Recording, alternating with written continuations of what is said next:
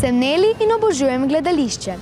Pa ne samo takšno, v katerem igrajo ljudje, ampak tudi tako, v katerem nastopajo lutke. Kdo pa si lutke sploh izmisli in kako oživijo? Pa poglejmo.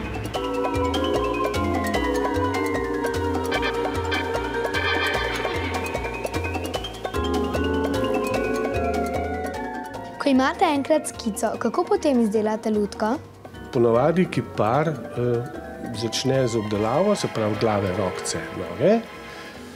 Potem pride pa sem do tega oddelka, kjer tehnologi zmontiramo skupaj stvari, ki ne bi funkcionirale. Katero je najbolj nenavadno orodje, ki ga uporabljate? Različne rašpljice, pilice ali pa ročni oblič. Se kdaj zgodilo, da so se vrvice za upravljanje lutk med seboj zapletle?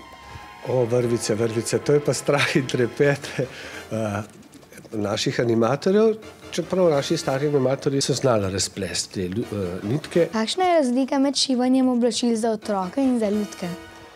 Za odrasle osebe oziroma za igralce uporabljamo težje materiale, pri lutkicah uporabljamo pa tanjše, lažje, v možnosti tudi malo elastične materiale.